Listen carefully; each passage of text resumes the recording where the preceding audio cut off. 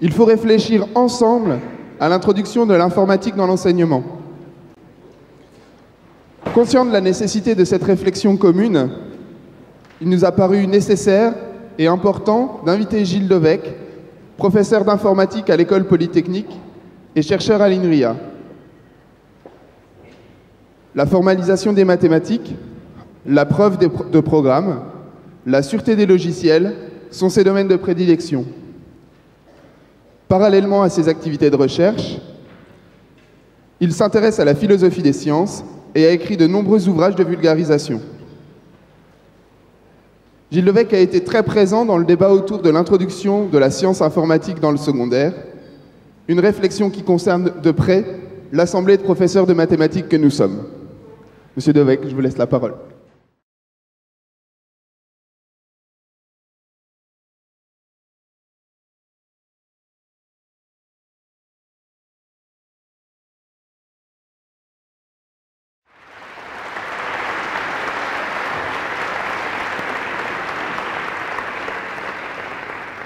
Merci, bonjour. Merci pour votre invitation.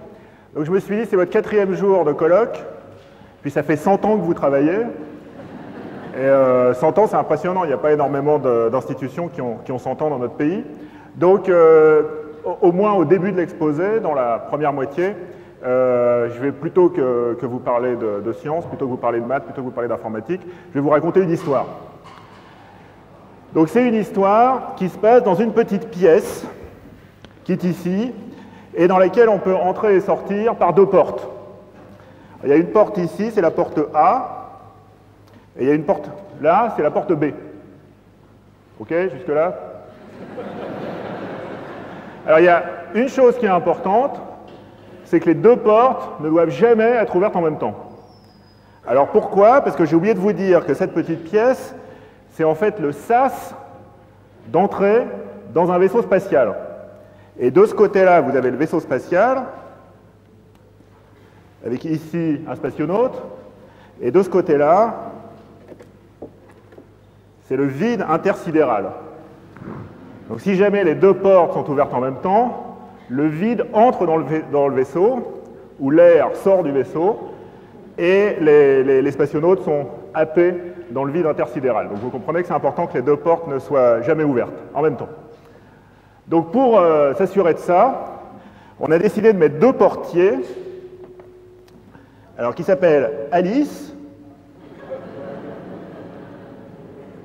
Donc Alice est responsable de la porte A, et Bob, qui est responsable de la porte B.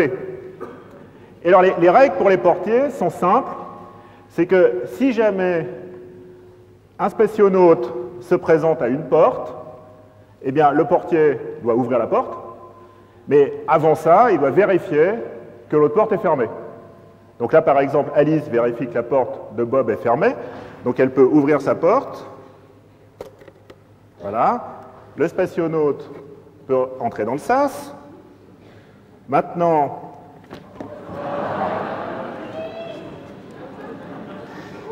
voilà, maintenant le spationaute est dans le sas, il se présente à la porte de Bob. Bob vérifie que la porte d'Alice est fermée, il peut ouvrir la porte. Le spationaute fait sa mission, il revient, et hop, on ouvre la porte, on referme, on ouvre la porte, on referme, et tout s'est bien passé. Alors il faut être sûr que tout se passe bien, on n'est pas absolument sûr, mais réfléchissez un peu. Quand Alice va ouvrir sa porte, elle vérifie que celle de Bob est fermée. Donc si elle l'ouvre, eh ben, il y a une seule porte qui est ouverte, et à ce moment-là, Bob ne peut plus ouvrir la sienne. Bon, donc ce protocole a l'air relativement sûr, et on imagine mal comment les 2 portes pourraient être ouvertes en même temps. Pourtant, un jour, le vaisseau spatial est parti en mission, et il n'est jamais revenu. Alors on a retrouvé la boîte noire. Oui, ben, me demandez pas comment, on a retrouvé la boîte noire, et on a regardé ce qui s'était passé. Alors, ce qui s'était passé, c'était qu'il y avait un spationaute qui s'était présenté à la porte pour sortir en mission. Et au même moment, il y avait un extraterrestre qui s'est présenté à l'autre porte pour rendre visite aux spationautes. Alors qu'est-ce qui s'est passé? Alice a vérifié que la porte de Bob était fermée, et exactement au même moment, Bob a vérifié que la porte d'Alice était ouverte, fermée bien sûr, et hop, chacun a ouvert sa porte, et le seul qui a survécu, c'est l'extraterrestre. Alors, en fait, on n'est même pas sûr que Alice et Bob aient vérifié la porte de l'autre exactement au même moment, ce qui serait vraiment, si vous enseignez les probabilités, vous savez que c'est presque sûrement pas le cas. Mais il y avait toujours un petit délai entre le moment où le portier regardait la porte de l'autre et où il ouvrait sa porte, donc mettons 2 secondes, et si pendant ces 2 secondes, l'autre portier vérifiait que la porte était fermée, eh bien, à ce moment-là, ce problème pouvait se passer. Pourtant, on avait vraiment réfléchi, on s'était dit, si la porte de l'autre est fermée, on peut l'ouvrir, quoi. Ça avait l'air relativement sûr.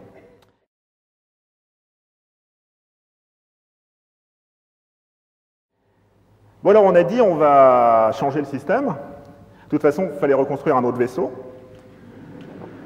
Et dans le nouveau vaisseau, on a ajouté un petit drapeau, rouge. Rouge comme le danger. Donc, il y avait un drapeau rouge pour Alice.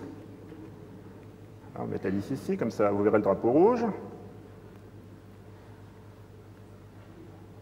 Voilà, il faut voir et le drapeau rouge et Alice en même temps. Et puis, on a un autre drapeau pour Bob.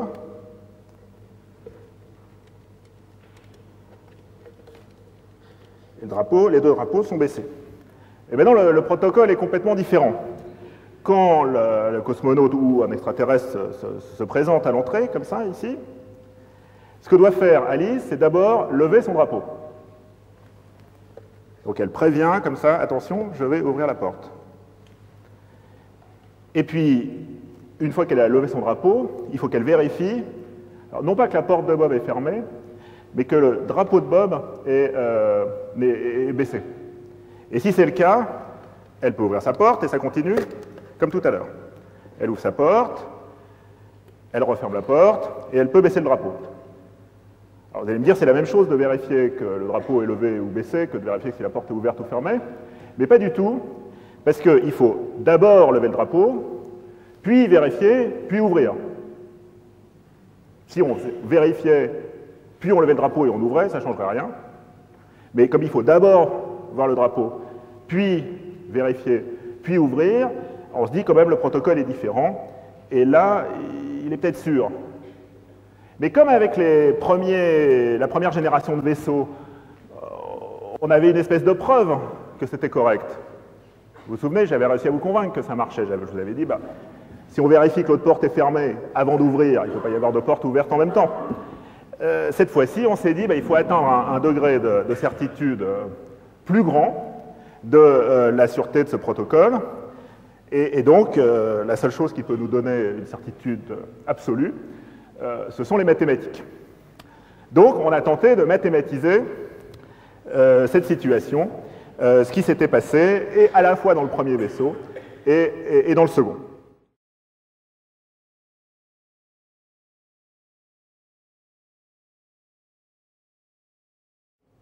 Alors, commençons par regarder sur ce qui se passait dans le premier vaisseau. Chaque portier, en gros, passait sa journée à ouvrir et à fermer la porte.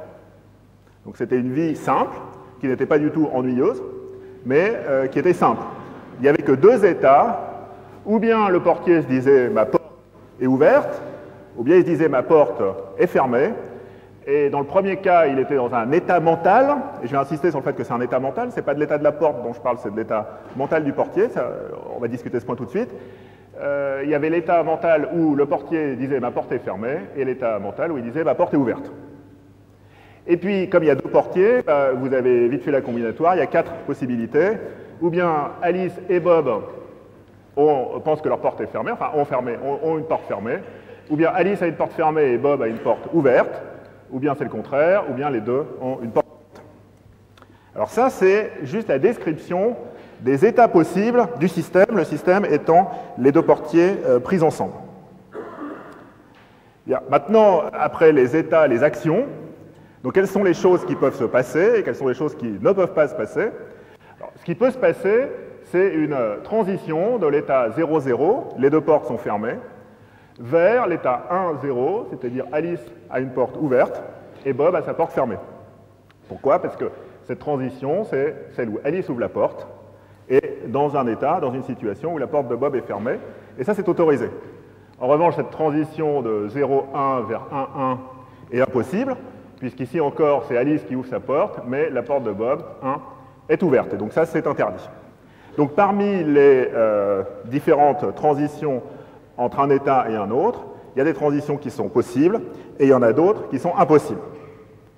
Et ce qui est important de remarquer, c'était le point qui avait été oublié dans la pseudo-démonstration qu'on avait faite, la démonstration informelle que ce protocole était sûr, eh c'est qu'il est possible qu'il y ait deux actions qui soient simultanées. Le temps est le même pour tout le monde, c'est-à-dire c'est pas parce qu'un événement se produit dans le temps à un instant qu'un autre événement ne peut pas se produire ailleurs au même instant. Eh bien, il était possible d'avoir une transition de 0,0, les deux portes fermées, vers 1,1, les deux portes ouvertes, puisque chacun vérifie que la porte de l'autre est fermée, et c'est le cas au début de l'action. Donc finalement, entre ces quatre états qui se trouvent ici, il y a les transitions possibles sont celles qui sont représentées par une flèche, et donc vous voyez qu'il est ici possible qu'Alice ouvre sa porte et la referme, il est possible que Bob ouvre sa porte et la referme. Bon, à partir de cet état où les deux portes sont ouvertes, bien sûr, chacun peut fermer sa porte. Ce qui est important, c'est que ici, Alice ne peut pas ouvrir sa porte parce que celle de Bob est ouverte. Et ici, Bob ne peut pas ouvrir sa porte parce que celle d'Alice est ouverte. Et le point qu'on vient de discuter, ce sont les transitions simultanées, où les deux portiers agissent en même temps. Et donc ici, la transition funeste, qui va de 0,0 vers 1,1. Il y en a aussi une qui va de 1,1 vers 0,0, mais celle-là, elle a moins d'importance. Et donc, on voit qu'il y a un chemin qui va de l'état initial 0,0 vers cet état fatal 1,1.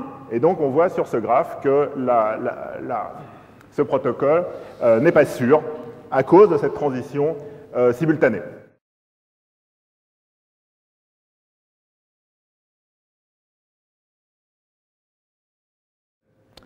Alors maintenant, qu'est-ce qui se passe dans le vaisseau, dans le second vaisseau, dans la seconde génération de vaisseaux? Vous vous souvenez que chaque portier a un drapeau rouge qui doit hisser le drapeau avant d'ouvrir et baisser après avoir refermé. Et le point important, c'est que c'est avant d'ouvrir la porte, mais après avoir hissé le drapeau, qui vérifie que l'autre drapeau est baissé.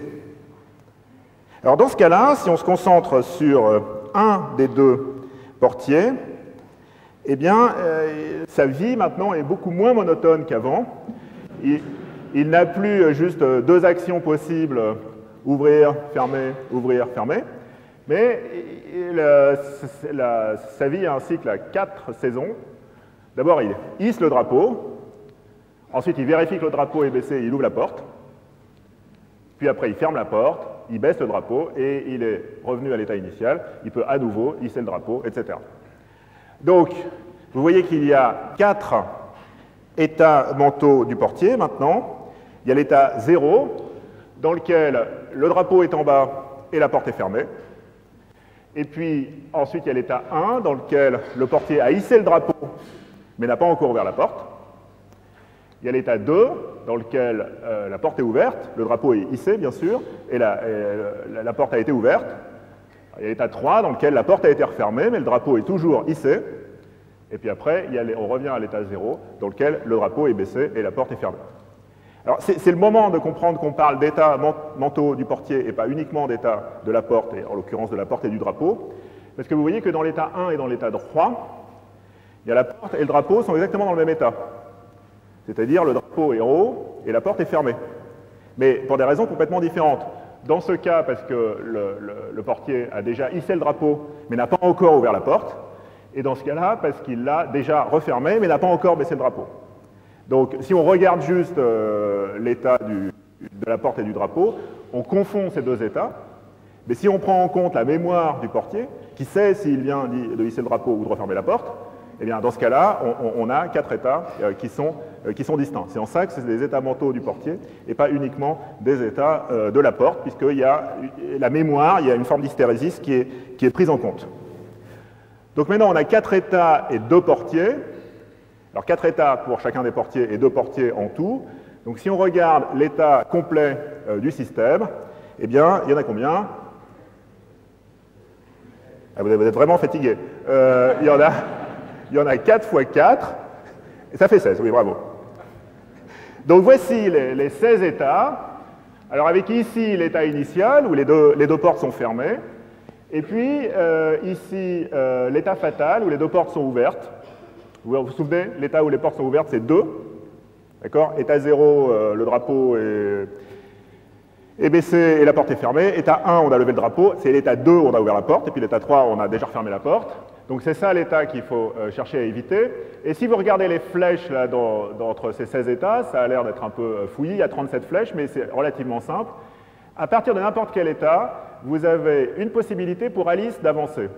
Donc ici, par exemple, Alice hisse le drapeau, Alice ouvre la porte, Alice baisse le drapeau, et hop, ça remonte ici. Alice ferme la porte et Alice ferme le drapeau. Donc en gros, à partir de chaque nœud du graphe, vous avez une flèche qui part vers le bas. Et c'est une action d'Alice. Vous avez une flèche qui part vers la droite, et c'est une action de Bob. Puis bien sûr, c'est modulo 4, donc quand vous êtes arrivé au bout, vous revenez. Et puis vous avez les flèches qui correspondent aux actions simultanées d'Alice et de Bob. Et donc ce sont des flèches qui sont en diagonale vers le bas et la droite. Mais il y a un certain nombre de flèches qui manquent. Ce sont celles qui sont dans cette colonne et celles qui sont dans cette ligne.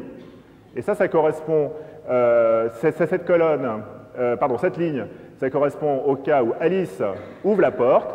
Et vous voyez que Alice ne peut ouvrir la porte que si Bob est dans l'état 0, c'est-à-dire si son drapeau est baissé. Et en revanche, s'il est dans l'état 1, dans l'état 2 ou dans l'état 3, on a supprimé la flèche, on a supprimé l'arête, on a supprimé la transition parce qu'elle est interdite par le protocole. Et puis alors c'est pareil symétriquement pour Bob, et puis c'est pareil symétriquement ici dans le cas diagonal, dans le cas des actions simultanées. Et maintenant, ce que vous remarquez sur ce graphe, contrairement au graphe précédent, c'est que l'état fatal, l'état funeste, l'état qu'il faut éviter, de 2, eh bien il n'y a aucune arête entrante, il n'y a aucune arête qui part de n'importe quel état pour arriver vers l'état fatal. Et donc, on peut démontrer que s'il n'y a aucune arête qui arrive à ce nœud, a fortiori, il n'y a aucun chemin dans le graphe qui va de l'état initial vers ce nœud, tout simplement parce que la dernière étape d'un chemin, aussi long soit-il, devrait être une transition d'un nœud quelconque du graphe vers ce nœud, et ça, on a vu qu'il n'y en a pas. Donc ce protocole est absolument sûr, et vous pouvez voler sans risque dans un vaisseau spatial qui fonctionne selon ce protocole. Alors on a utilisé ce protocole dans de nombreux vaisseaux spatiaux, et un jour, pourtant, le vaisseau est revenu à Terre, il n'y a pas eu d'accident, mais ça on l'a démontré qu'il n'y a pas eu d'accident. Donc c'est pas possible qu'il y ait un accident, c'est démontré. C'est une certitude mathématique. En revanche, le vaisseau est revenu à Terre sans avoir effectué sa mission. Alors, qu'est-ce qui s'était passé? Une situation qui était un peu similaire à la situation de tout à l'heure. Il y a un cosmonaute qui se présente à la porte pour sortir, et exactement au même instant, un autre extraterrestre, ils se ressemblent, mais les extraterrestres, ils se ressemblent tous, hein, qui se présente à la porte pour entrer dans le vaisseau. Et alors, de manière simultanée, Alice et Bob disent, bon, il faut que j'ouvre la porte. Donc la première chose que je dois faire, c'est de lever mon drapeau. Et donc, Alice hisse le drapeau pour prévenir Bob qu'elle va ouvrir la porte. Et elle s'apprête à ouvrir la porte. Mais là, il y a toujours un petit délai, il faut marcher du drapeau jusqu'à la porte. Et à ce moment-là, Bob dit, ben, moi j'ai un extraterrestre à faire rentrer, donc je hisse mon drapeau aussi. Et alors, vous vous souvenez de l'étape suivante, une fois que vous avez hissé le drapeau, vous vérifiez que l'autre portier a son drapeau qui est baissé. Donc Alice regarde le drapeau de Bob, Bob regarde le drapeau d'Alice, et ils s'aperçoivent que l'autre a levé son drapeau. Donc il dit, c'est pas grave, je vais attendre un peu. Il y a un moment où il aura fini. il va baisser le drapeau et je vais pouvoir faire entrer qui mon cosmonaute, qui mon extraterrestre. Et donc, à un moment, le pilote dit bah, il faut rentrer. Donc, on est dans une situation où il n'y a pas d'accident, il n'y a pas personne n'est mort, mais enfin, on a du bol ici que ce soit un extraterrestre et pas un autre cosmonaute qui rentrait de mission.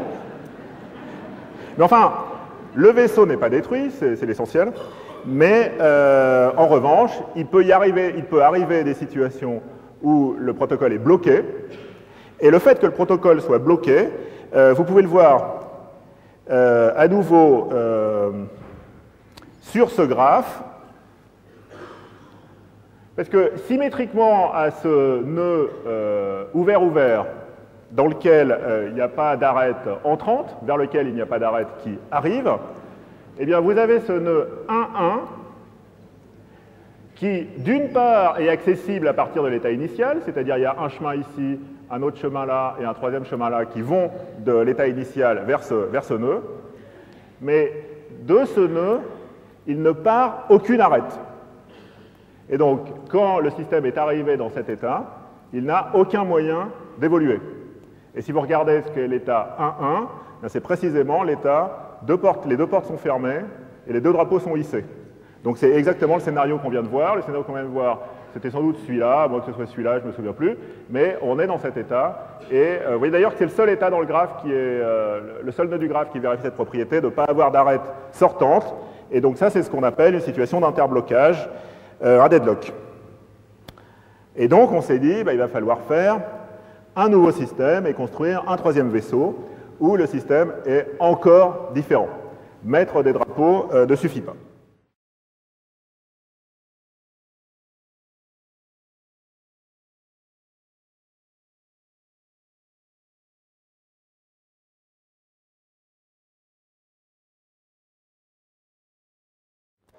Et donc on a inventé un autre système qui consiste à, en plus des deux drapeaux, à utiliser un témoin. C'est un témoin comme en athlétisme. Ce n'est pas un témoin comme dans un procès, c'est un témoin comme en athlétisme qu'on passe. Et donc il y a un seul témoin, c'est ça la chose importante. Et au début, donc les drapeaux sont baissés, bien sûr, les portes sont fermées, il n'y a personne. Enfin, si lui il est là, dans le vaisseau spatial. Et le témoin, ben, il est donné à n'importe lequel des portiers, on va dire à Bob par exemple. Donc c'est Bob qui a le témoin. Et maintenant le protocole fonctionne comme ça.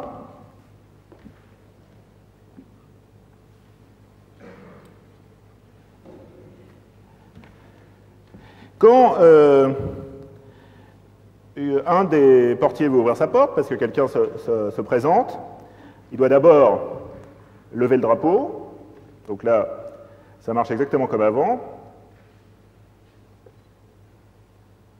Et la nouveauté, c'est là.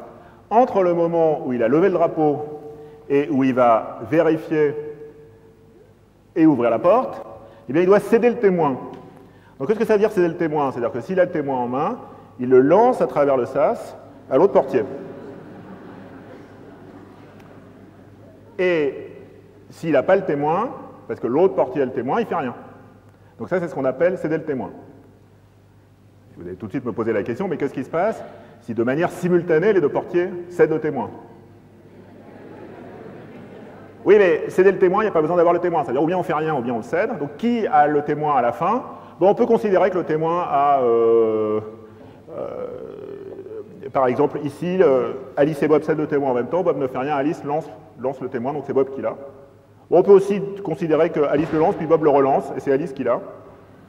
Donc tous les états sont possibles, c'est-à-dire si les deux cèdent le témoin en même temps, à la fin de l'opération, n'importe lequel peut avoir le témoin, et il y a deux transitions dans le graphe. Bien. Une fois que Bob a cédé le témoin, il veut ouvrir la porte, et là il va vérifier que, ou bien le drapeau d'Alice est baissé, ou bien Bob, lui, a le témoin en main.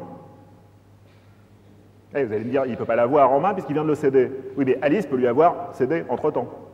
Et chacun agit à son rythme. Donc il se peut que Bob lève le drapeau, cède le témoin, récupère le témoin et ouvre la porte parce qu'il a le témoin. Bien, donc il y a deux conditions, et c'est une disjonction, c'est-à-dire qu'il faut ou bien que le drapeau de l'autre soit baissé, ou bien qu'on ait le témoin en main, et dans ce cas-là, on peut ouvrir la porte. Puis après, ça se passe exactement comme dans l'autre protocole, on referme la porte, on baisse le drapeau.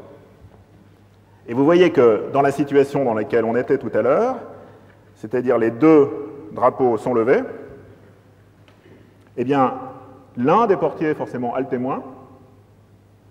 Ça dépend un peu, on ne sait pas qui, mais le témoin est bien quelque part. Et donc, ici, exactement un des portiers, dans ce cas-là, peut ouvrir sa porte. Et donc, la situation de blocage est résolue. Grâce au témoin, il y en a un qui a la priorité sur l'autre, c'est celui qui a le témoin. Il peut faire entrer il peut ouvrir sa porte, faire entrer son cosmonaute, fermer la porte. À ce moment-là, il va baisser le drapeau. Elle va baisser le drapeau. Et c'est le moment où Bob se rend compte que maintenant le drapeau étant baissé, eh bien, il peut ouvrir sa porte. Ouvrir sa porte, faire sortir lui, faire entrer lui peut-être, on ne sait pas. Puis fermer la porte et baisser le drapeau, et la situation de blocage. Il faut que ça tienne jusqu'à la fin. Hein.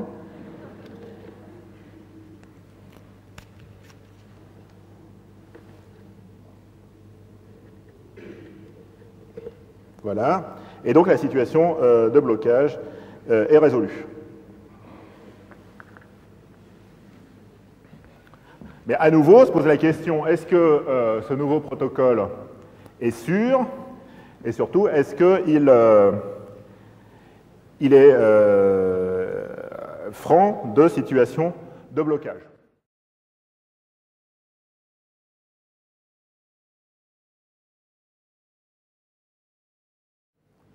Alors maintenant, si on cherche à mathématiser ce protocole, eh bien, il n'y a plus 4 états, mais 5, puisqu'il y a une étape de plus qui consiste à céder le témoin.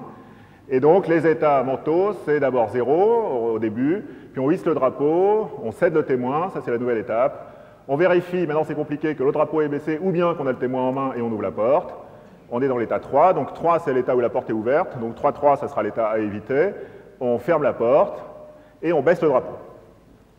Donc maintenant qu'il y a 5 états mentaux pour chacun des portiers, des états globaux du système, il y en a 50, parce que en plus de savoir dans quel état mental se trouve chacun des portiers, il faut savoir où se trouve le témoin.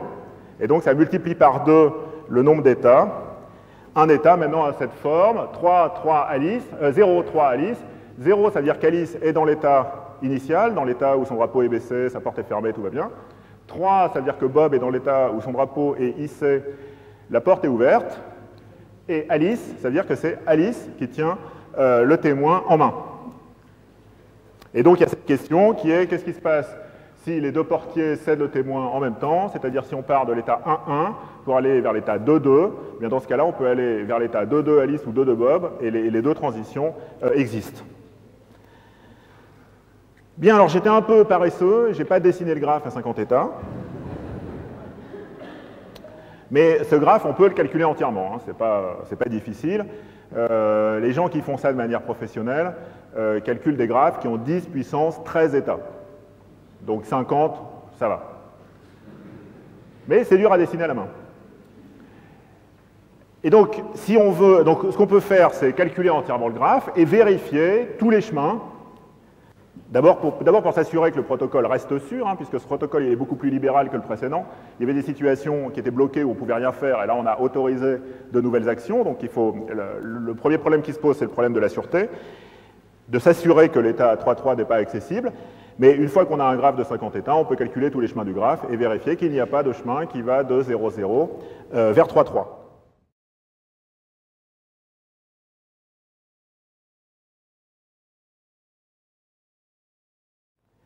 Mais, comme vous le savez, souvent en mathématiques, on a deux possibilités.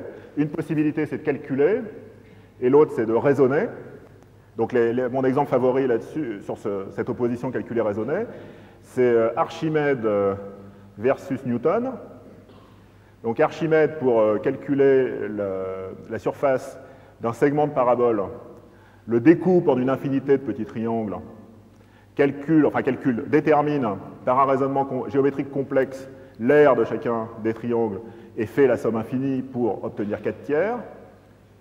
En fait, là, j'enjolive l'histoire, puisqu'Archimède ne voulait pas faire de somme infinie, donc il a un détour de raisonnement qui lui permet d'éviter les sommes infinies en faisant des majorations et des minorations. Mais enfin, supposons qu'Archimède soit prêt à faire une somme infinie, donc il a une série géométrique qu'il faut sommer et ça fait 4 tiers. Et à l'inverse, Newton, pour résoudre le même problème, eh bien, prend l'équation de la parabole, 1 moins x2, l'intègre, x moins x3 sur 3, pris entre moins 1 et 1, ça fait 4 tiers. Donc il y en a un qui simplement applique un algorithme, c'est Newton, pour obtenir, ou Leibniz, hein, je ne veux pas entrer dans cette discussion.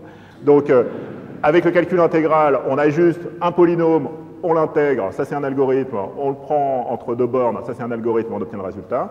Et avant ça, Archimède passe un bon bout de sa vie à obtenir le même résultat par un raisonnement géométrique. Archimède a fait que 2 intégrations dans sa vie, bon, c'est pas mal, hein, j'ai rien contre Archimède, mais il a fait le segment de parabole et la surface du disque. La surface du disque, il a eu moins de chance parce que 4 tiers, Archimède savait l'écrire, puis il avait un peu plus de mal à l'exprimer par une fraction. Et donc il en a fait 2, et à partir de Newton, on peut faire une feuille d'exo qu'on donne en terminale, et il y a 50 polynômes à intégrer. Donc on est passé à l'étape industrielle, on est capable de faire de résoudre beaucoup plus de problèmes parce qu'on a une méthode générale. Mais ici, je vais dire exactement le contraire de ce que je viens de dire, c'est-à-dire au lieu de calculer, ce qui est la manière de faire habituelle, on peut aussi raisonner, et un raisonnement assez simple montre qu'il n'y a pas de chemin qui va d'un des 2 états initiaux, 0, 0 Alice, 0, 0 Bob. Donc 0, 0, ça veut dire les 2 drapeaux sont baissés, les 2 portes sont fermées. Mais maintenant, il y a 2 états initiaux selon qu'on donne le témoin à Alice ou à Bob au début. Alors on pourrait décider qu'on donne toujours le témoin à Bob ou qu'on donne toujours le témoin à Alice, mais ça aurait l'inconvénient de briser la symétrie du problème. Donc pour éviter de briser la symétrie du problème, il vaut mieux considérer qu'il y a 2 états initiaux. Bon, ce qui est sûr, c'est qu'il y a 2 états funestes. C'est les états où les 2 portes sont ouvertes, et à ce moment-là, que Alice ou Bob est le témoin, c'est pas si important. C'est un état fatal dans les 2 cas. Et on veut montrer qu'il n'y a pas de transition entre un état initial et un état fatal. Alors, une manière de le faire, ça serait d'utiliser le raisonnement qu'on avait plus ou moins esquissé pour le 2e protocole, et de dire il n'y a pas d'arête, il n'y a pas de transition qui arrive vers un état funeste. Mais ça, ce n'est pas le cas. Il y a une transition qui va de l'état 2,3 Alice vers l'état 3,3 Alice. Donc comment est-ce qu'on sait ça? Eh bien, vous dites quels sont les états qui pourraient être avant 3,3 Alice. Eh bien, c'est ou bien ici, vous avez ou bien un 2 ou bien un 3, et ici, ou bien un 2 ou bien un 3. Donc ici, il y a 3 cas à considérer. Il y a le cas où vous avez 2,3, 3,2, et puis il y a la transition simultanée 2,2. Vous allez directement de 2,2 vers 3,3 parce que les 2 font une transition en même temps. Donc ça vous donne 3 transitions, mais il ne faut pas oublier le témoin. Et donc comme le témoin peut changer de main ou pas, eh bien vous voyez que les états qui se trouvent avant 3,3 Alice, c'est les 6 états suivants, 2,3 Alice, 3,2 Alice, 2,2 Alice, je recommence, 2,3 Bob, 3,2 Bob, 2,2 Bob. Donc vous avez 6 transitions possibles à regarder, et là-dessus, il y en a 5 qui sont interdites par le protocole. Pas de chance, il y en a une qui est permise, c'est celle-ci, c'est celle qui va de 2,3 Alice vers 3,3 Alice.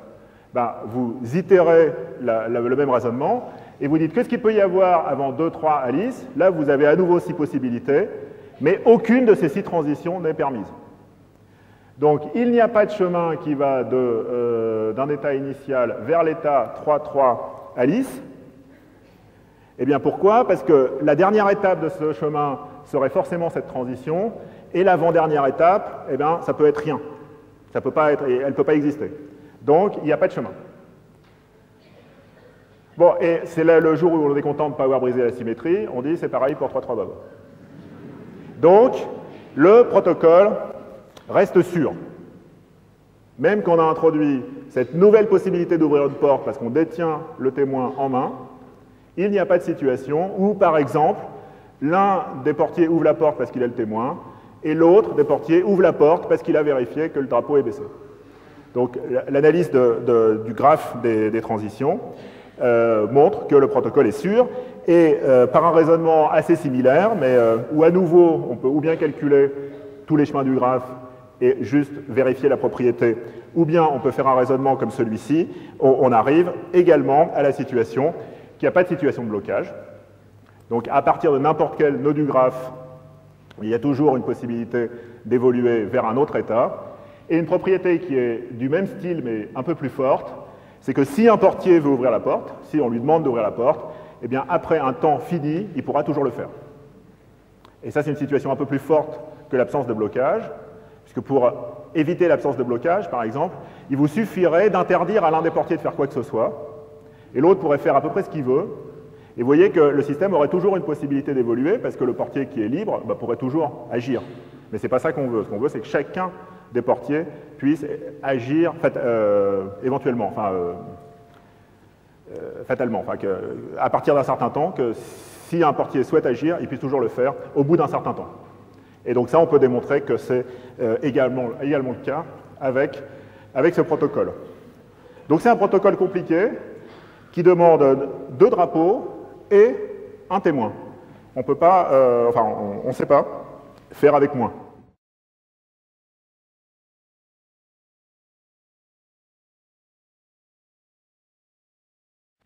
Bien. Pourquoi est-ce que je vous ai raconté cette histoire? Alors, à la fois pour vous distraire, mais aussi pour vous édifier, parce que cette histoire a une morale. Et donc, nous allons voir maintenant la morale de l'histoire. Qu'est-ce que cette histoire a pu nous apprendre?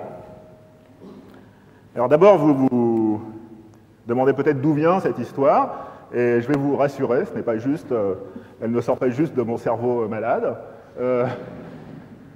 Non, je ne passe pas tous mes week-ends à essayer d'inventer des protocoles avec des poupées dans ma cuisine.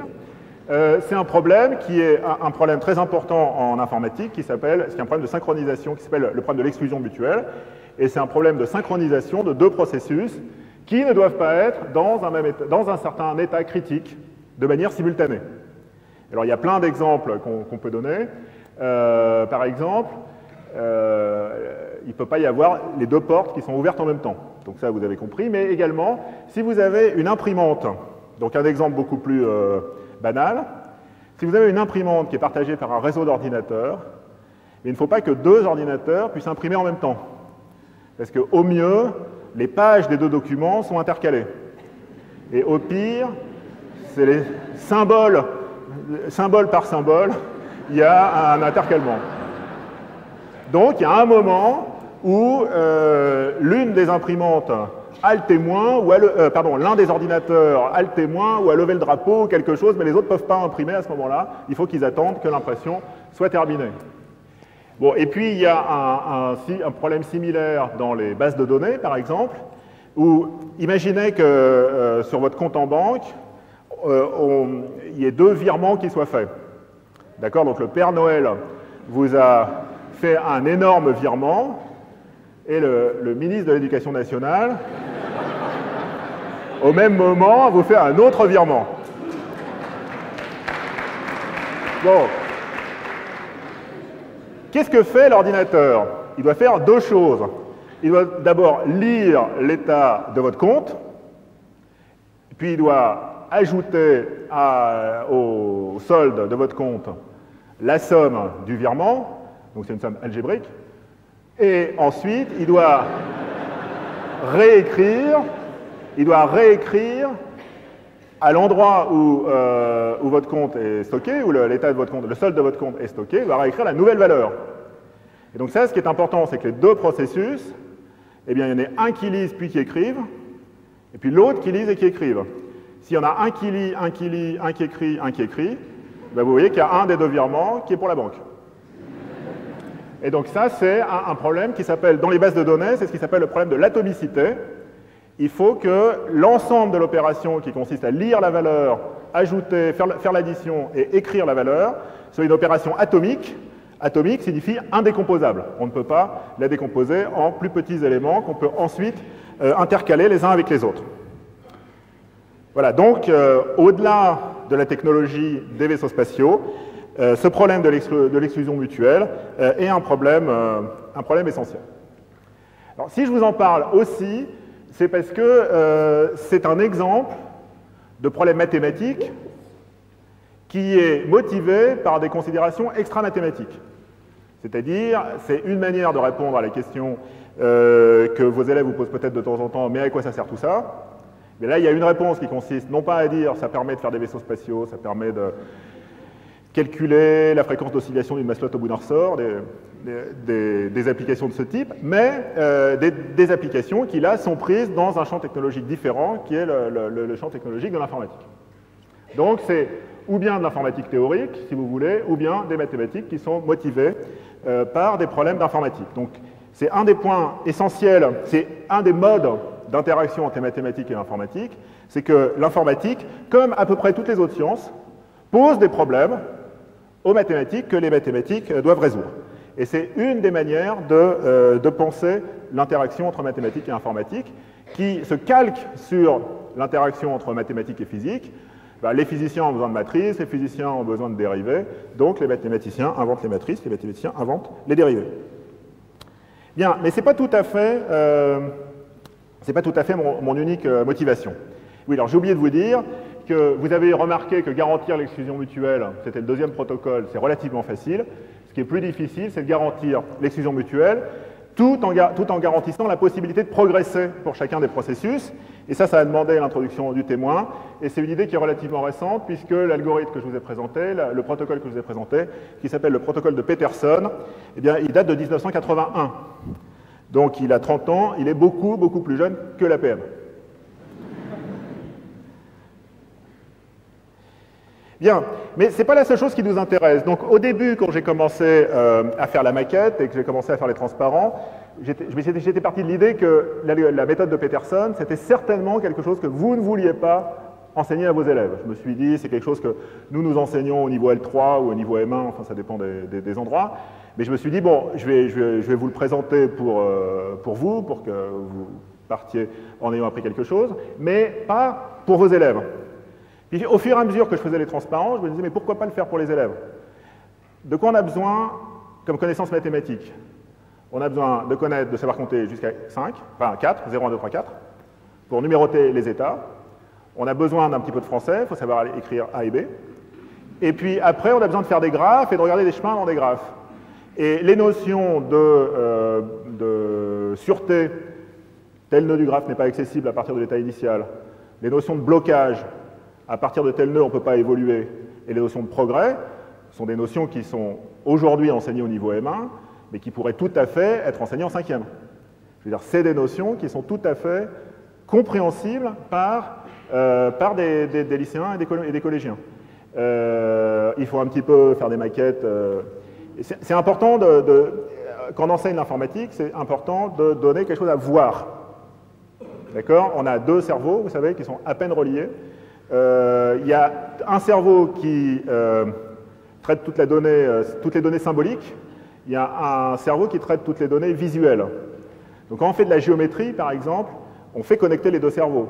C'est juste impossible de faire de la géométrie sans voir les figures, ni sans écrire de formules. Mais un risque quand on enseigne l'informatique, c'est d'enseigner l'informatique uniquement au cerveau symbolique.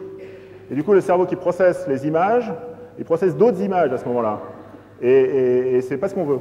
Donc il faut solliciter tout le temps, solliciter les élèves sur le plan visuel. Et c'est important d'essayer de leur donner des choses à voir. Et parfois, il faut un petit peu faire des maquettes pour qu'il y ait quelque chose à voir. Donc c'est très facile d'enseigner l'algorithme de Peterson, personne ne comprend rien. Si vous restez dans un cadre purement symbolique en faisant des graphes au tableau, et dès que vous donnez quelque chose à voir, à ce moment-là, il est presque difficile de convaincre les élèves que ce n'est pas complètement trivial. Bien, donc, cela dit, j'étais parti dans l'idée que le but n'était pas de vous apprendre l'algorithme de Peterson pour que vous puissiez à votre tour l'enseigner à vos élèves. Je vous l'ai juste appris pour le bonheur de l'apprendre. Et la morale plutôt que je voulais tirer de l'histoire, c'était celle-ci, c'était que quand on étudie un objet, et alors là un objet quelconque, Eh bien, il faut se méfier des fausses évidences. Puisque, en théorie, j'aurais dû arriver à vous convaincre que le premier protocole était correct, quand je vous ai dit, bah oui, si on regarde si l'autre porte est fermée avant d'ouvrir, c'est pas possible que les deux portes soient ouvertes en même temps, parce qu'une fois que l'une est ouverte, bah, l'autre va regarder, il va dire elle est ouverte, donc j'ouvre pas la mienne. Et ça, c'est une fausse évidence. Et on a vu que... alors, on a vu expérimentalement que ça ne marchait pas, mais on a vu aussi sur le graphe pourquoi ça ne marchait pas. Et donc là, la manière d'étudier un objet comme celui-ci, eh bien, c'est de le mathématiser. En mathématiser, il y a deux verbes qui sont synonymes de mathématiser. Il y en a un qui s'appelle formaliser et l'autre qui s'appelle modéliser. Donc, c'est des verbes que j'emploierai de manière complètement synonyme.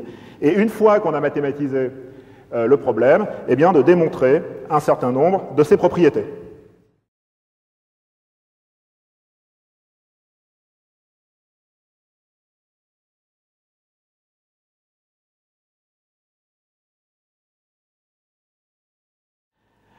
Alors revenons sur cette idée de mathématisation et essayons de voir, avant Peterson, qui a mathématisé quelque chose.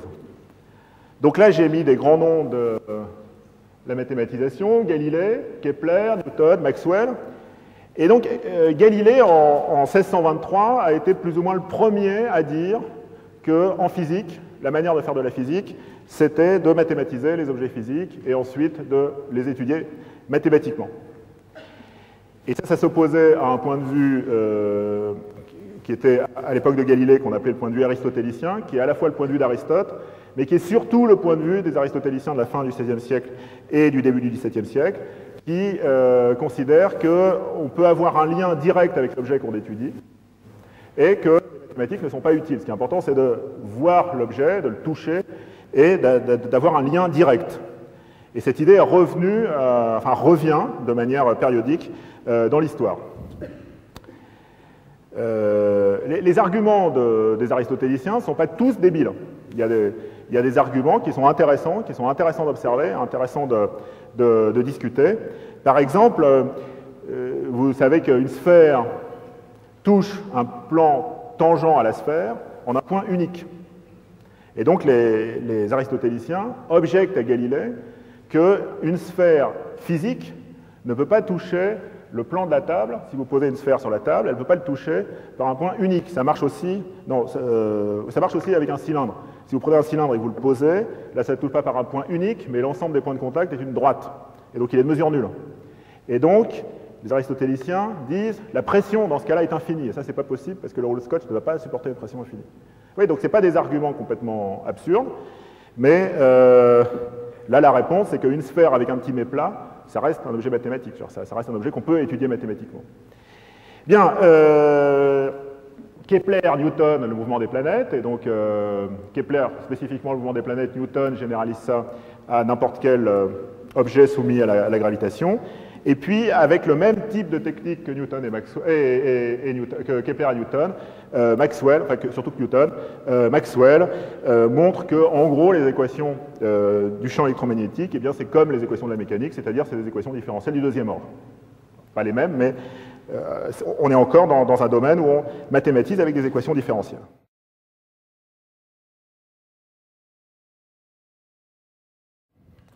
Et la grande révolution scientifique du XXe siècle, de la fin du XXe siècle et du début du XXIe siècle, c'est le fait qu'après avoir mathématisé essentiellement des objets de la physique, entre le XVIIe et le XXe siècle, eh bien, au XXe siècle, on s'est mis à tout mathématiser. Donc aujourd'hui, on s'est mathématisé, on s'est étudié mathématiquement la synthèse des protéines, la cellule au sens que ce mot a en biologie, le système immunitaire, qu'on modélise un peu comme ça, avec des différents processus qui s'échangent des informations, les grammaires des langues naturelles, les processus économiques. Les processus économiques, c'est un peu antérieur au XXe siècle. Alors, les protocoles d'exclusion mutuelle, je vous ai donné un exemple.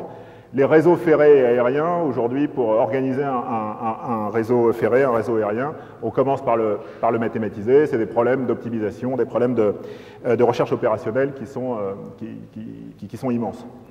Donc essentiellement, on est passé entre le début du XXe siècle et la fin du XXe siècle à un monde dans lequel seule la physique était mathématisée, à un monde dans lequel tout est mathématisé, toutes les sciences et les techniques sont mathématisées, c'est-à-dire la biologie, les sciences humaines, alors pas tout en sciences humaines, mais la linguistique, la grammaire, l'économie, mais également des branches un peu plus surprenantes, par exemple l'urbanisme commence à être une science réfutable.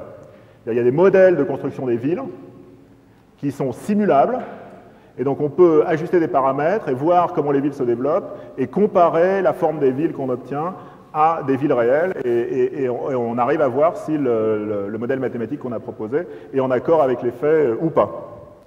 Donc typiquement, on peut faire des modèles où vous supprimez tous les transports en commun dans une ville et vous essayez de voir comment la ville évolue, ou vous rajoutez des transports en commun et vous voyez comment la ville évolue, et après vous pouvez comparer ça à des villes dans lesquelles il n'y a pas de transport en commun ou dans lesquelles il y a des transports en commun.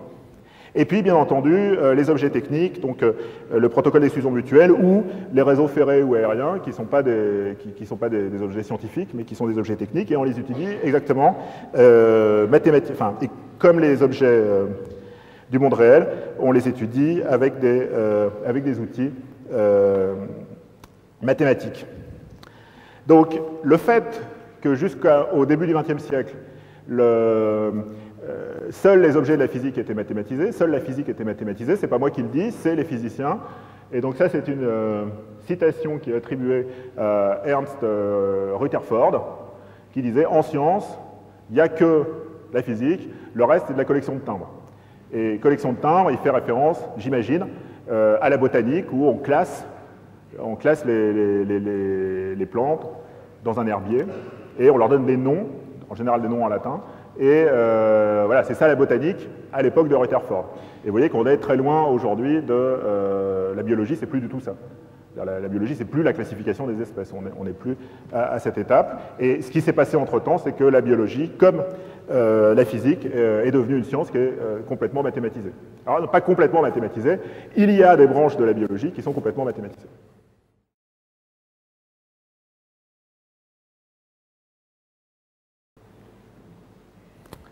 Alors, cette extension du domaine des mathématiques, c'est accompagné d'une diversification des outils qu'on utilise pour mathématiser les objets du réel. Et les exemples que j'avais pris, Galilée, Kepler, Newton, Maxwell, etc., sont des exemples de mathématisation dans lesquels on modélise les objets du réel avec des équations différentielles. Donc c'est clair pour Maxwell, c'est clair pour Newton. À l'époque de Kepler et à l'époque de Galilée, il n'y a pas encore d'équation différentielle, mais on est déjà dans la fonction d'une variable réelle. D'accord? 1,5 de GT2, Galilée, c'est une fonction d'une variable réelle. Donc on décrit les objets de la physique essentiellement à l'aide de fonctions d'une variable réelle ou d'une fonction d'une variable vectorielle. Mais vous voyez que ici, si vous essayez de modéliser ce protocole avec des fonctions d'une variable réelle, c'est plus difficile. On ne voit pas trop les réels, et on ne voit pas trop les fonctions non plus. Et en fait, la manière de mathématiser ce type d'objet, eh bien, c'est plutôt pas par une équation différentielle, mais c'est plutôt par un algorithme. Et quel est l'algorithme ici? Eh bien, c'est l'algorithme qui a un état, qui a un nœud du graphe, vous associe l'ensemble des états successeurs. Et c'est cet algorithme qui permet non seulement de simuler le système, mais également simplement de le décrire. Et décrire est la chose, c'est plus important de décrire que de simuler. Enfin, en tout cas, il est nécessaire de décrire pour pouvoir simuler ensuite. Et donc, si on regarde les nouveaux objets qu'on a mathématisés dans un passé récent, disons dans les 50 dernières années, eh bien, on s'aperçoit qu'on a beaucoup modélisé ces objets par des algorithmes. Donc, prenez l'exemple de la synthèse des protéines.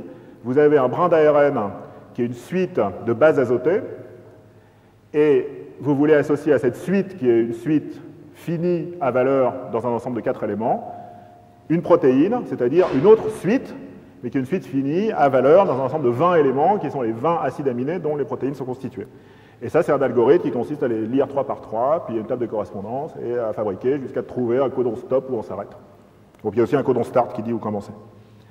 Et donc on a ici un exemple d'algorithme, certes simple, mais qui est l'unique manière de modéliser, de mathématiser, de formaliser la synthèse des protéines. C'est très difficile de mathématiser la synthèse des protéines par une fonction d'une variable réelle. De la même manière, les grammaires, les aéroports, ça se modélise exactement comme ça. Il y a des états, il y a un avion qui décolle, un avion qui atterrit, c'est une transition d'un état à l'autre. Il y a un avion qui a le droit d'atterrir. Il n'a pas le droit d'atterrir, c'est déjà un avion sur la piste. Enfin bon, il y a des règles comme ça qui définissent des transitions dans un graphe. Là, les graphes ont typiquement quelques milliers d'états. Et c'est comme ça qu'on les mathématise et qu'on peut les étudier.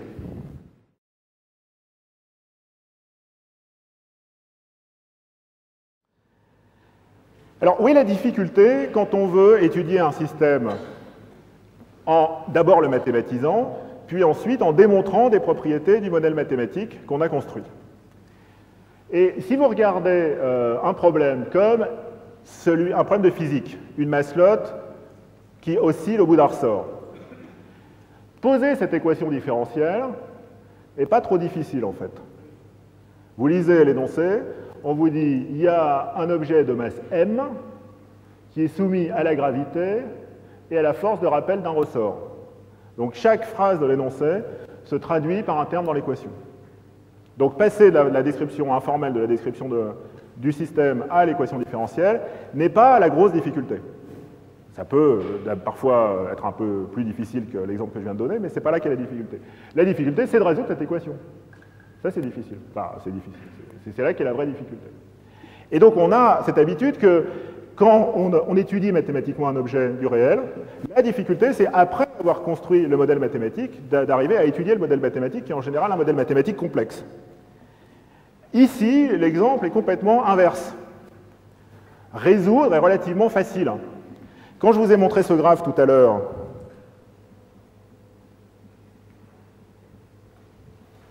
voir qu'il n'y a pas d'arête qui arrive ici est relativement facile. Quand on a fait ce petit raisonnement ensuite, ici, avec un seul état antérieur possible, bon, c'était un peu plus compliqué, mais ce n'est pas horriblement compliqué. Alors ça, c'est la partie relativement simple du problème.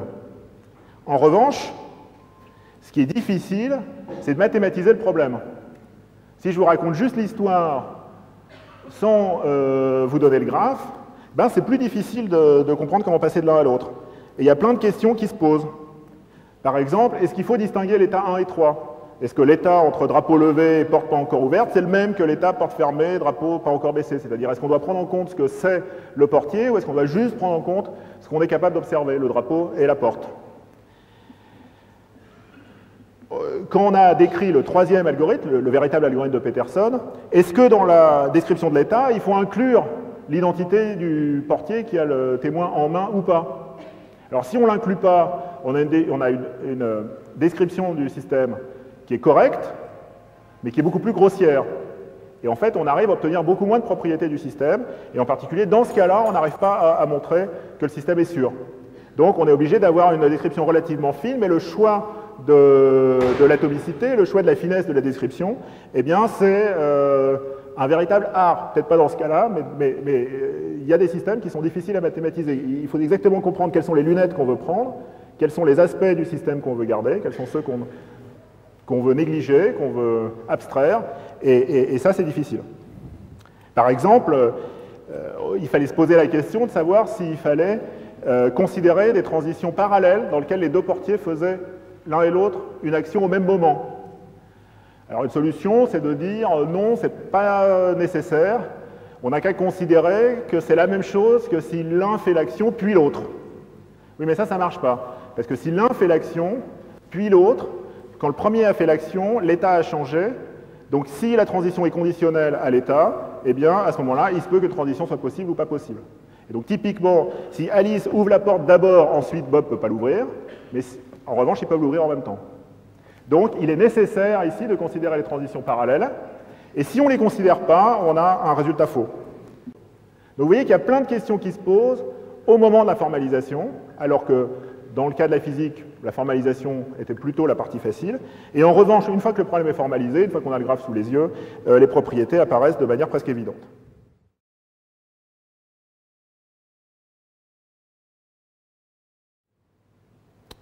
Bien, cette opposition, vous avez compris que c'est le point qui m'intéresse, entre mathématiser et résoudre, qui sont les deux étapes de l'application de cette méthode mathématique pour résoudre des problèmes à propos d'objets non mathématiques, alors ou bien des objets technologiques ou bien des objets du monde réel, eh bien, elle recoupe une opposition qu'on connaît déjà à l'intérieur des mathématiques pures entre définir et démontrer. Et nos héros sont ceux qui ont démontré des théorèmes difficiles. Là, le théorème de Gauss, le théorème de Gödel, le théorème de Fermat. Bon, ça, c'est des grandes avancées mathématiques. Mais trouver une bonne définition, c'est aussi une grande avancée mathématique. Donc là, je vous ai cité un certain nombre d'exemples. Trouver une définition, la bonne définition de ce qu'est un nombre réel. Donc ça, on a des définitions depuis le 19e siècle, avec Dedekind, avec Cauchy. Mais en fait, on a des nombres réels depuis quasiment l'Antiquité. À partir du moment où on se rend compte que racine de 2 n'est pas rationnelle, quasiment, on a les réels. C'est-à-dire on a des grandeurs géométriques qui ne sont pas des nombres, qui ne sont pas mesurables, mais avec lesquels on fait de l'arithmétique, enfin on fait de l'analyse. Et donc, pendant 20 siècles, quasiment, on a, et un peu plus, on a travaillé avec une notion de nombre réel qu'on n'arrivait pas à définir. Donc arriver à définir la notion de nombre réel après 20 siècles de tâtonnement, c'est pas aussi formidable que démontrer le théorème de Gauss, mais bon, c'est quand même un progrès qui n'est pas négligeable. Et de la même manière, la notion de continuité, la notion de limite. Donc là, pareil, on a des notions de limite depuis la Renaissance, en fait, depuis Archimède, si on veut bien lire entre les lignes Archimède, et la définition de Weierstrass, ben, on l'a qu'au XIXe siècle à nouveau. La notion de probabilité. Il y a une théorie à calcul des probabilités depuis le XVIIe siècle, mais la notion d'espace probabilisé, c'est seulement Kolmogorov, donc c'est à nouveau 3 siècles plus tard. La notion de distribution. Les physiciens savent dériver des fonctions discontinues depuis toujours, depuis qu'il existe des physiciens. En revanche, être capable de donner une véritable définition de ce qu'est la distribution qui est obtenue quand on dérive une telle fonction, c'est seulement avec Laurent Schwartz qu'on a ça. Et ces 4 exemples de définition, bah, moi, me semble un progrès mathématique tout aussi considérable que démontrer un théorème difficile.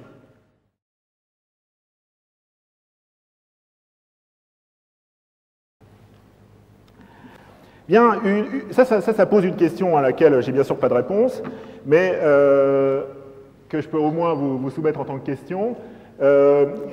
On peut souvent se poser la question, et nos élèves très certainement se posent cette question, qu'est-ce qu'on attend d'eux comme compétences mathématiques une fois qu'ils sont sortis de l'école? Donc, moi, je passe ma vie à rencontrer des anciens élèves qui m'expliquent que les seules mathématiques dont ils ont besoin, c'est la règle de 3. Mais qui sont très contents d'avoir appris d'autres choses, mais que, en fait, la seule chose qui leur est vraiment utile, c'est la règle de 3. Et donc, ça veut dire que... Alors après, j'essaie de leur poser quelques questions. Par exemple, ceux qui sont biologistes, je leur pose la question, mais c'est quoi la loi de croissance du nombre de bactéries dans une boîte? Alors, elle me dit, ça double tous les 12 heures. Et dans ce cas-là, peut-être que la règle de 3 n'est pas suffisante, mais... où je leur dis, par exemple, les cours d'une action. Si j'ai une action qui, en 1 minute, prend 1 euro, combien prend-elle en 10 minutes? Là encore, la règle de 3 n'est pas suffisante. Mais, je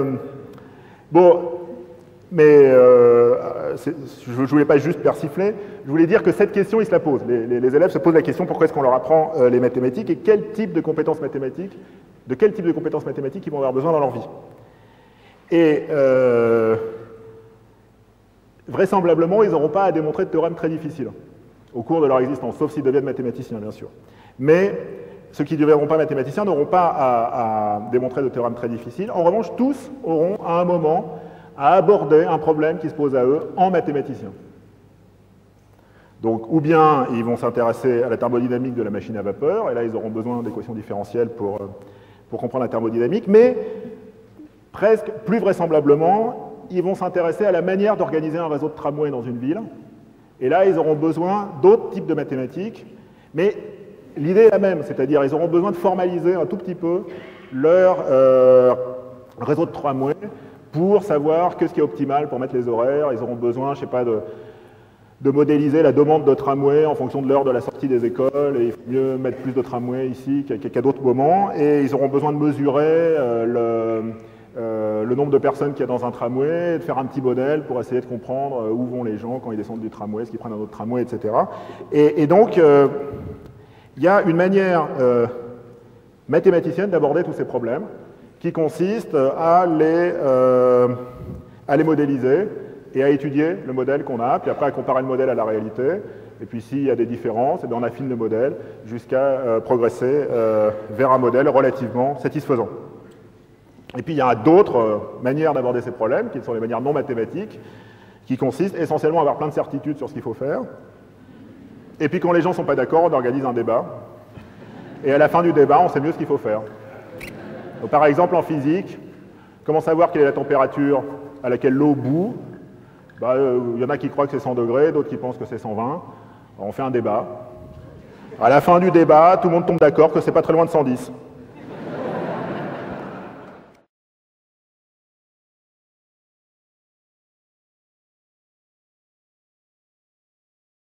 Pour conclure, la question qui m'a été posée en introduction, c'est qu'est-ce qu'il faut attendre de la notion d'algorithme? Qu'est-ce qu'on peut faire de la notion d'algorithme en classe de mathématiques? Donc pour une raison historique très complexe, tout d'un coup, les personnes qui rédigent les programmes ont décidé qu'en seconde, en première et en terminale, dans la classe de mathématiques, il fallait parler un petit peu de la notion d'algorithme. Alors, il n'y a rien de surprenant à ça en soi. La notion d'algorithme, elle existe dans les mathématiques depuis 4500 ans. C'est la plus vieille notion des mathématiques. Donc, les professeurs de mathématiques sont tout à fait les bonnes personnes, enfin, parmi les bonnes personnes pour parler de la notion d'algorithme. Et il y a deux réponses qui s'imposent. La première, c'est qu'il y a tout un tas d'algorithmes en mathématiques et il faut les enseigner. Vous les enseignez déjà avant cette réforme et vous continuerez à les enseigner après. Donc, il y a l'algorithme de l'addition, comment faire des additions en base 10 ou en base 2 ou en base 7, enfin dans la base que vous voulez. Ça, c'est un algorithme. On a mis des années à construire cet algorithme. Ce n'est pas du tout un algorithme simple. Enfin, il est simple, mais il est historiquement sophistiqué. Bon, il y a d'autres algorithmes, le triangle de Pascal, le pivot de Gauss, comment dériver un polynôme, intégrer un polynôme. Dériver une fonction même qui n'est pas polynomiale, il y a un algorithme pour ça, enfin une fonction, comment ça s'appelle, simple, ou, je veux dire, qui est dans le plus petit ensemble qui contient sinus, cosinus, exponentielle et les polynômes et qui est clos par composition. Je ne sais pas comment ça s'appelle. Mais on sait les dériver. Pour les intégrer, c'est plus compliqué, mais il y a aussi des algorithmes d'intégration. Et l'intégration est toujours cette partie qui est à cheval sur des recettes de grand-mère, on change de variable, on intègre par partie, etc. Et puis, il y a une théorie algorithmique de l'intégration aussi, qui est beaucoup plus complexe que la théorie de la dérivation. Bon, donc ça, c'est la réponse la plus naturelle. Il y a des algorithmes mathématiques, on les enseigne.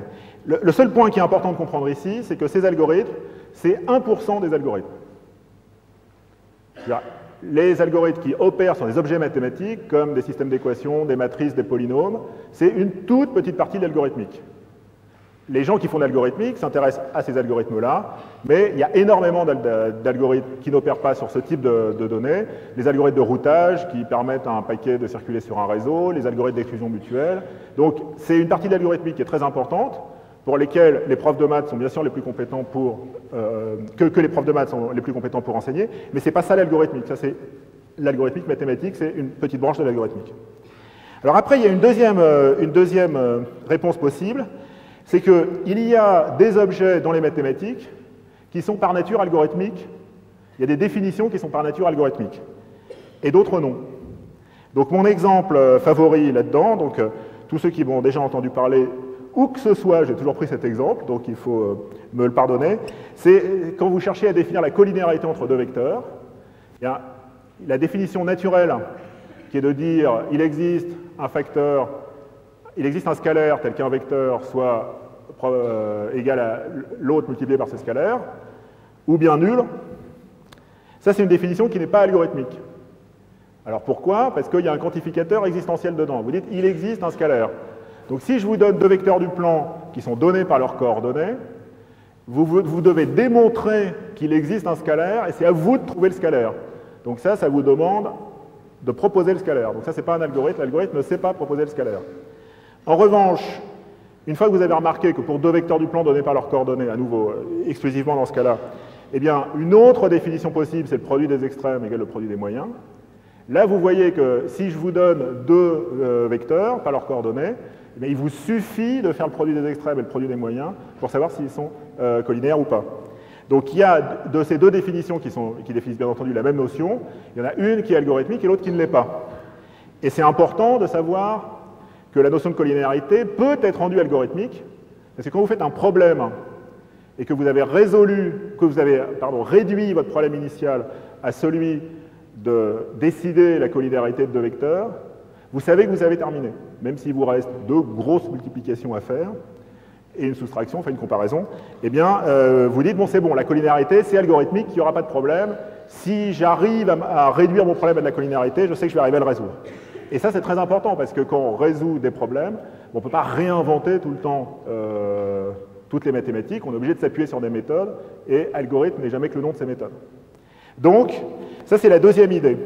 Et la troisième idée, qui est celle sur lesquelles je voulais insister dans cet exposé, c'est qu'une fois qu'on a bien pris en compte ces deux idées, il y a une troisième idée qui est derrière et qui est peut-être la plus belle utilisation de la notion d'algorithme en mathématiques, et également une utilisation simple, une utilisation qui peut être faite à tous les niveaux, eh bien, c'est que les algorithmes, comme les équations différentielles, sont de merveilleux outils pour mathématiser le réel.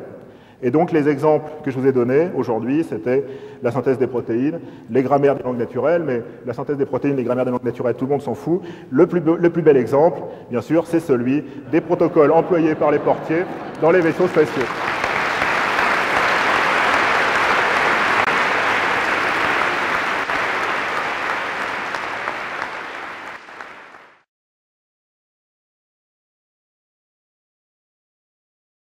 On vous remercie pour votre intervention. Peut-être y a-t-il quelques questions dans la salle? Depuis votre beau livre, Les métamorphoses du calcul, ou bien la vidéo de 42 minutes au sujet de la question, la déraisonnable efficacité des mathématiques dans la science de la nature, y a-t-il une avancée sur cette question? La nature est-elle mathématisable? Y a-t-il une suite à la thèse de Church? Oui. Donc il y a une petite communauté de recherche qui est en train de se former, qui se réunit tous les ans, qui est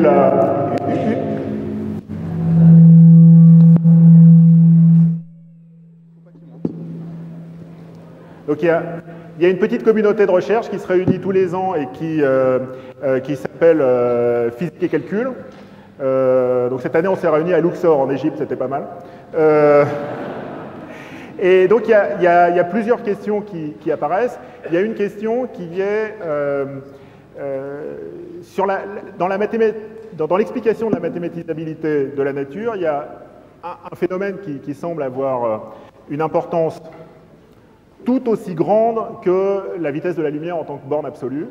C'est l'idée qu'on ne puisse pas stocker dans un volume fini une quantité infinie d'informations. C'est-à-dire, si on se donne un volume fini, comme par exemple ici mon baladeur, eh bien la quantité de musique que je peux stocker dans ce baladeur est bornée, non pas uniquement par les choix technologiques qui sont faits. Dedans, comme je suis pauvre, j'ai une carte de 1 giga, alors que si j'étais riche, j'aurais une carte de 2 gigas, mais par les lois de la physique, qui disent qu'il y a une quantité finie d'informations qu'on peut stocker là-dedans, par le volume et les lois de la physique, donc qui est une constante absolue, qui est le même caractère absolu que la vitesse de la lumière, qui limite le nombre de bits d'informations qu'on peut mettre dans un mètre cube.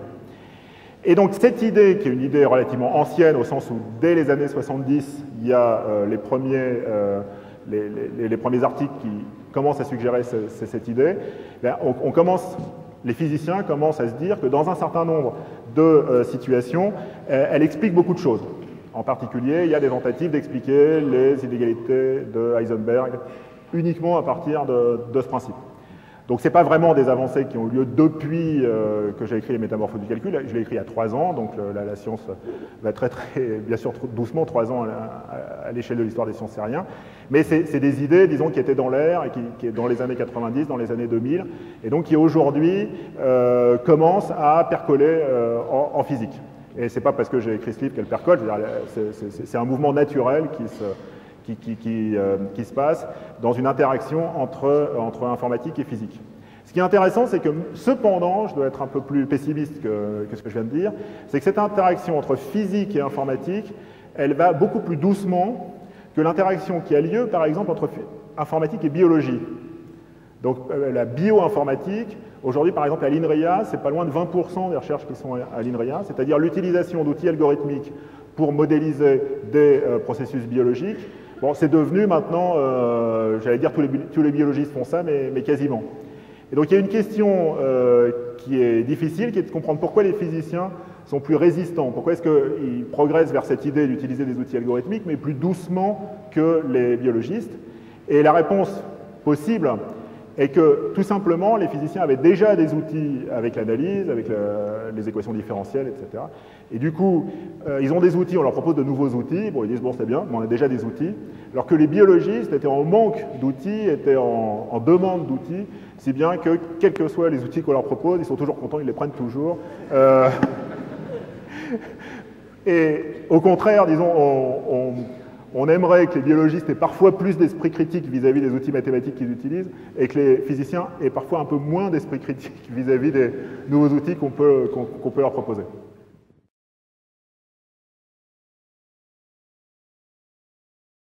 Si on suit votre raisonnement jusqu'au bout, dans le cadre de notre profession, vous introduisez un nouveau paradigme.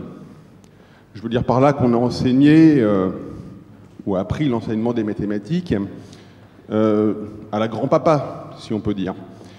Vous proposez maintenant une nouvelle vision algorithmique, et donc ça veut dire qu'il va falloir revoir complètement la formation des enseignants des mathématiques et l'enseignement qu'on propose à nos élèves.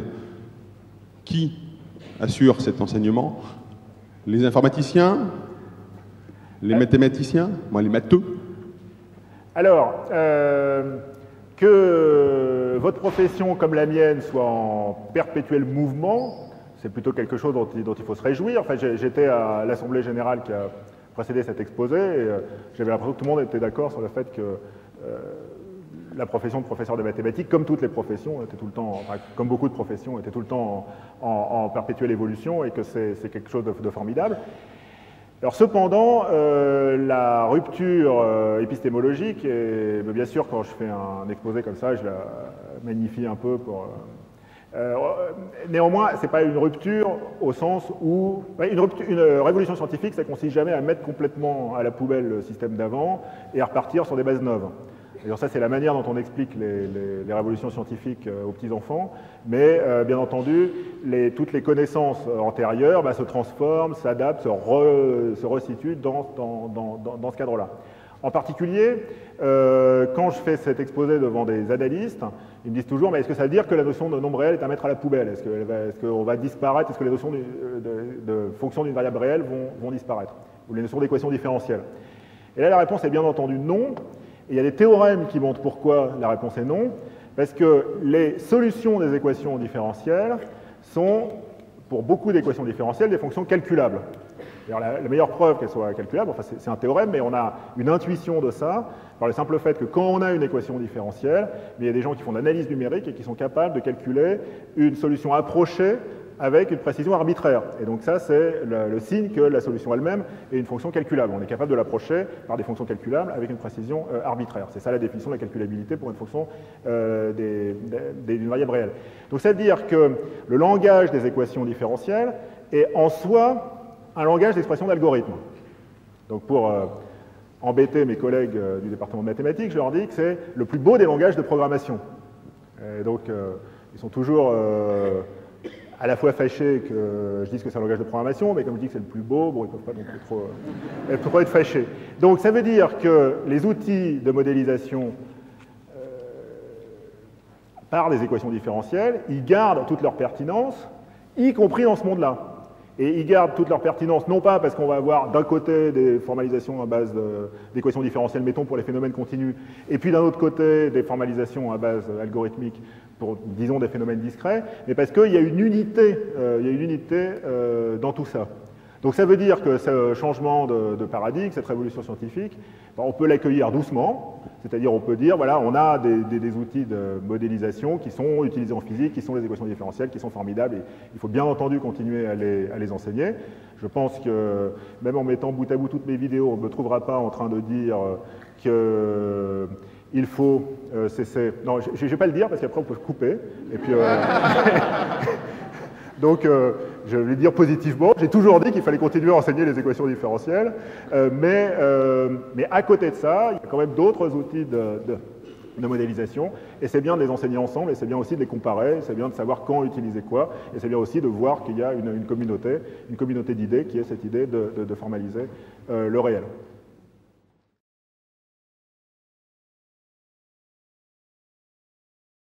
Oui, bonjour. Moi, ça va être beaucoup plus terre à terre. Je suis enseignant au collège. Depuis quelques années, on nous a appris une chose que je considère toute pourrie qui s'appelle le B2I. Donc moi, je voudrais savoir dans quelle mesure vous, comme vous, avez été consulté pour prendre une telle ineptie. Et je voudrais savoir si notamment, vous êtes, vous militez quand même, je pense, plus pour introduire l'algorithmie, de la vraie informatique, et pas du tout savoir utiliser une souris ou envoyer un mail, quoi. Voilà. Oui, alors, nous avons une chance en informatique, c'est que le mot informatique veut tout dire et son contraire. Donc, ça désigne à la fois une science, ça désigne à la fois une technique. Ça, c'est pas le seul mot. Par exemple, le mot chimie désigne à la fois une science et une technique. Et c'est plutôt bien, parce que ça veut dire qu'il y a un lien entre cette science et cette technique, et les chimistes le comprennent et le reconnaissent. Donc ça c'est plutôt bien. C'est pareil pour le mot informatique. Et moi, je suis assez favorable à ce qu'on garde un seul mot pour dire informatique, pour désigner à la fois la science et la technique. Bon, mais c'est aussi un rayon de supermarché, le rayon informatique. Quand vous demandez dans un supermarché où est l'informatique, on vous répond, c'est après la lessive. Et donc, il y a des gens qui ont des perceptions de ce qu'est l'informatique qui est très diverses. Donc, ils vont de savoir utiliser une souris à comprendre de manière globale comment utiliser une souris, les aspects techniques et les aspects scientifiques. Le B2I, donc là, en revanche, on peut trouver des textes que j'ai écrits sur le B2I en parlant relativement négativement. Je crois que le problème n'est pas tant dans le contenu du B2I, qui, pour le début du collège, ne me semble pas absurde. C'est-à-dire, quand on commence l'informatique, oui, il faut apprendre à servir d'une souris. Alors, le problème, c'est que si 7 ans plus tard, on continue à dire l'informatique, c'est apprendre à servir d'une souris. Mais disons, au début de l'informatique, apprendre à se servir d'une souris, apprendre à servir d'un navigateur. Mais apprendre à servir d'un navigateur, c'est pas juste savoir taper une requête dans Google, c'est se poser la question, qu'est-ce qui se passe quand je tape une requête dans Google? Où cette information est-elle stockée? Cette information à laquelle j'accède, qui l'a produite?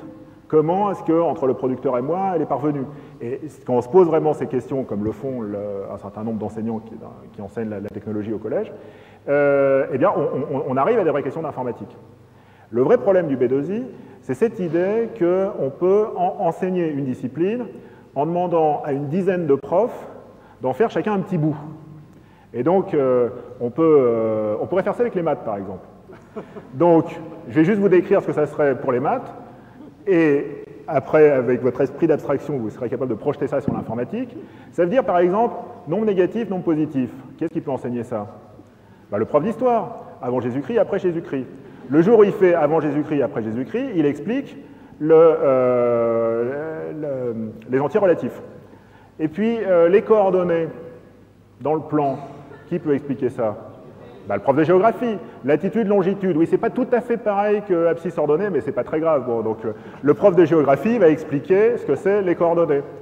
Et puis, prenons une autre notion, la notion d'une variable réelle, la notion de dérivée. Le prof de physique a besoin de la notion de vitesse, donc ça serait le bonjour pour qu'il enseigne la notion de dérivée. Et comme les élèves du collège ont un esprit de synthèse et d'abstraction bien connu, ils vont arriver à récupérer chacune des pièces du puzzle qu'on leur a donné dans chacun des cours et à se former une image de ce que sont les mathématiques. Voilà. Et donc c'est comme ça que le B2I propose d'enseigner l'informatique avec le prof de français qui explique ce qu'est un correcteur orthographique, le prof de maths qui explique ce qu'est l'algorithme de l'addition, et le prof d'histoire ou de philo qui se concentre sur les questions éthiques d'utilisation de ces technologies. Alors bien entendu, ça pour les élèves, ça donne un ensemble qui n'a ni queue ni tête. Et donc c'est ça le problème. Mais je crois que si on confie l'actuel programme du B2I, par exemple, aux enseignants de technologie ou à des enseignants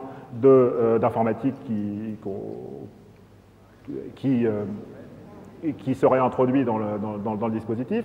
À ce moment-là, pour la 6e et la 5e, le programme du B2I est pas trop mal. Et ensuite, une fois qu'on s'est posé ces questions, c'est le bon moment pour commencer à abstraire un peu par rapport à ça et à aborder les 4 notions essentielles de l'informatique. Il n'y a pas que la notion d'algorithme en informatique. Ça, c'est une vision de mathématicien, de dire l'informatique, c'est l'algorithmique. Il y a 4 notions qui sont la notion d'algorithme en premier, qui est la notion la plus ancienne, et la notion de machine, c'est-à-dire un algorithme qui n'est pas mis dans un système physique, dans une machine, c'est un algorithme mathématique, mais on n'est pas en train de faire de l'informatique. Il y a cette notion de machine. Quand vous mettez ensemble la notion d'algorithme et de machine, vous obtenez la nécessité d'exprimer l'algorithme dans un langage particulier que la machine peut comprendre. Et donc, ça introduit la 3e notion, qui est la notion de langage. Et comme dans une machine, il faut représenter les objets du monde extérieur, c'est-à-dire les digitaliser, les numériser, vous avez la notion d'information. Et donc, moi, ce que je propose pour l'enseignement de l'informatique, pas de l'algorithmique en mathématiques, mais la notion de l'informatique, c'est un équilibre entre ces 4 notions. Bien entendu, quand un prof d'informatique parle d'algorithme, il va parler d'algorithme de tri, d'algorithme de recherche en table, d'algorithme de routage, d'algorithme d'exclusion mutuelle. Et les algorithmes spécifiquement mathématiques, le pivot de Gauss, le triangle de Pascal, les algorithmes d'intégration et de dérivation, etc., là, il me semble qu'ils relèvent par nature de la compétence du prof de maths. Ça ne veut pas dire qu'on ne peut pas aussi en parler en informatique, mais ça, il me semble qu'en tant que prof de maths, vous devriez revendiquer de garder cette partie de l'algorithmique, parce que c'est tellement vous qui enseignez les objets, que les algorithmes qui opèrent sur ces objets, c'est naturel que ce soit vous qui les enseignez.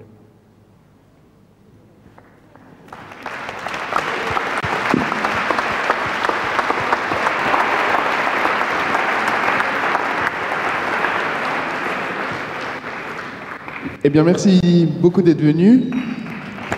Intervenir devant nous. Merci à vous d'être venus aussi.